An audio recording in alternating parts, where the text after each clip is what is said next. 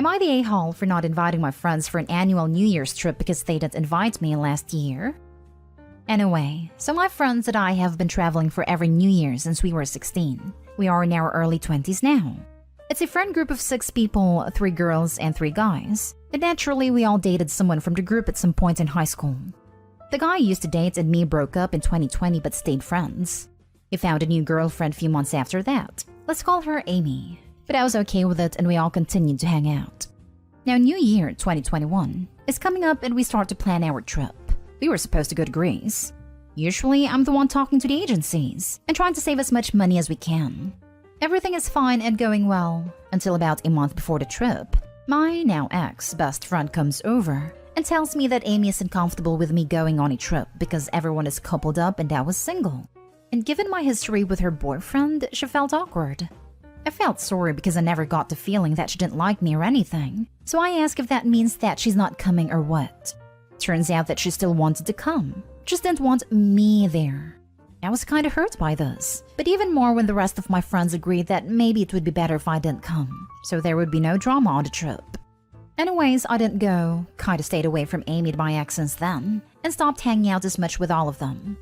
Then not long ago, Amy and ex broke up, I don't know why. And now this year's trip is coming up. I already have plans with my roommates and we are going to Amsterdam. And when my friends learned about this, they just assumed they are coming with us as well. I told them that roommates and I are going alone, and if they want to go, they can plan it for themselves, but that this is not a group trip. It's petty, I know, but it feels right to do to them what they did to me. Anyways, they called me some names and we had a fight. And now I'm starting to wonder if maybe I am in the wrong. I mean, I'm ending years-long friendship over some stupid trip, so am I the a-hole? Now for the top comments. Not the a-hole. Your friends ditched you for no good reason last year. If Amy was uncomfortable, she shouldn't have come. You aren't even as close anymore and don't owe them anything. Regarding ending your friendship completely, I think you should have a talk with them. I'm sure they've noticed your friendship has drifted in the past year. If they aren't receptive or apologetic, maybe it's time to let them go completely. Honestly, maybe it is time to let go of them. They don't think they're in the wrong, just me. And honestly, I might be the a-hole even, but I want them to see that they are too, not just me. You're not the a-hole. They had no problem excluding you from the previous trip.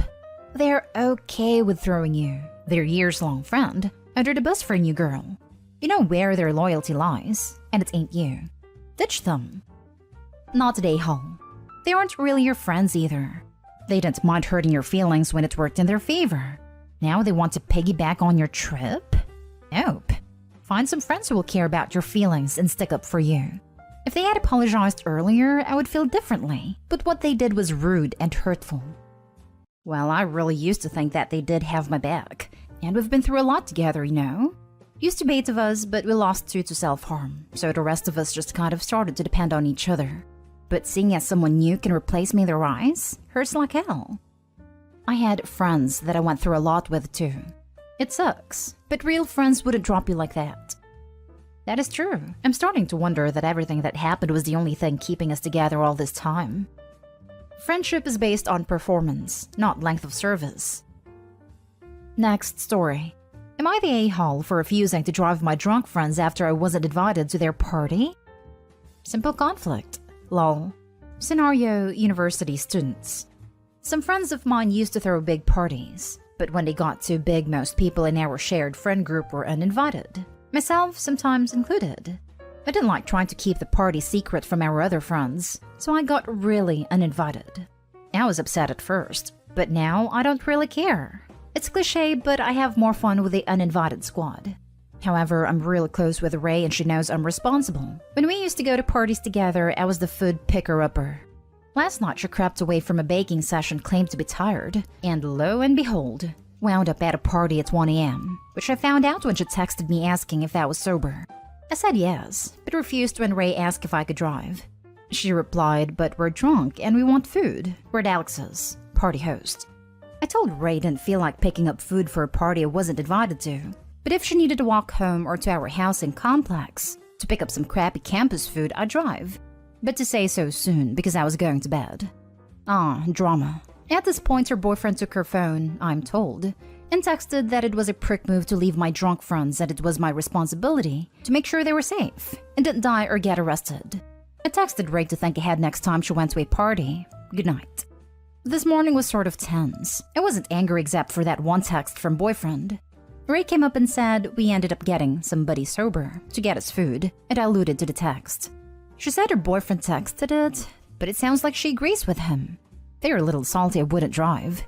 So am I the a-hole for refusing to help them out? I feel like they might be right, that I should care for my compromised friends, and it was irresponsible of me to be passive, knowing they were drunk and wanted to drive somewhere. However, I've been drunk with them before and they've always understood not to drive drunk. And I think I don't owe them because why should I help out their secret parties that I wasn't invited to? Oh, also I think this is important information. The place we throw the parties is a 3-minute walk from our housing complex. You can get back and forth easily without driving. Also, food delivery services don't work on our campus. Not today, Hall. Did I read it correctly that they had a party 3 minutes away from where you all live? Didn't invite you, then wanted you to be kept and just eat for the night? Saw that business. Ray crept away. World's smallest violent parade for Ray here. I've helped out stranded friends in the past and it's been all good. Happy to do it. But the people I helped hadn't frozen me out of social gatherings. They're just using you by the sounds of it. Seriously, the nerve of these kids. It's your responsibility to deliver us food. You're such a nay-hole for not being a free food delivery driver for a party you weren't invited to. I hope you don't let their words get to you. They have serious entitlement issues. No matter what they say, it is not your responsibility to do anything for them. The fact that they genuinely believe somebody else is responsible for them and that they aren't responsible for their own selves is alarming. To be fair, the friend group is very communal, and we had a pact when the party started that we'd all look out for each other, alternate designated drivers, watch drinks and walk home, etc. But that was balanced and contingent on actually being invited to the parties. Thanks for this. You're helping me see that it's unbalanced. Entitled is a good word. You are not the a-hole at all, and these are not your friends. In fact, Ray's boyfriend was wrong. You're the best possible kind of friend. You told them you wouldn't play delivery driver for them, but if they genuinely needed someone to ensure that they were safe and get them home, that you would do that. What you wouldn't do is let them take advantage of you, and you were right. Take it from someone who was in your position at your age, but wasn't nearly as self-aware or confident as you are. It took a lot of years to realize that people like that aren't friends and aren't worth it. If they don't value your company all the time, including when you're not doing things for them, and they only, or even mostly, think of you or reach out to you when they want something from you, they don't care about you no matter what they insist. You're just a really useful convenience. Like Uber, except that you don't get paid. I'm glad you've already figured out that the uninvited are more valuable friends. Ditch these other ones. Thank you. Not gonna lie, I needed your comment to remind me of my worth. I still value Ray's friendship, but this is making me realize how much she uses me. I don't think I'm ready to ditch, but I'm gonna try and distance. Next story is titled, Am I the a-hole for chipping dog poop into my neighbor's front yard? I bought my house about 3 months ago.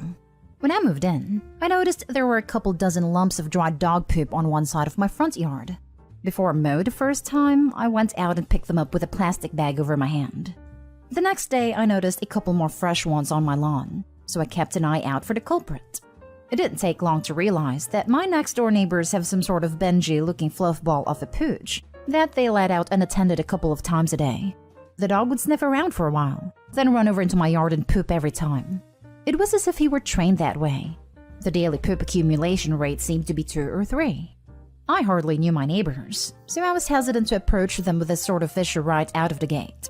So I waited a couple of weeks, but I made sure to go out and pick up the poop while my neighbors were outside. One Saturday afternoon, I saw my neighbor out front while I was tending the garden. I said hello and started a simple conversation. After a few minutes, I mentioned the poop and said it would be appreciated if they could pick up after their dog. My neighbor laughed and said that's not from his dog, that there is a stray dog in the neighborhood that does that everywhere. What to do? I decided to train my video doorbell to the poop zone and set the sensitivity to high. Within a week, I had a robust collection of video evidence incriminating my neighbor's dog. I'm no poop pathologist, but it's also pretty clear to me that all the poo in my yard came from the same duggo bunghole.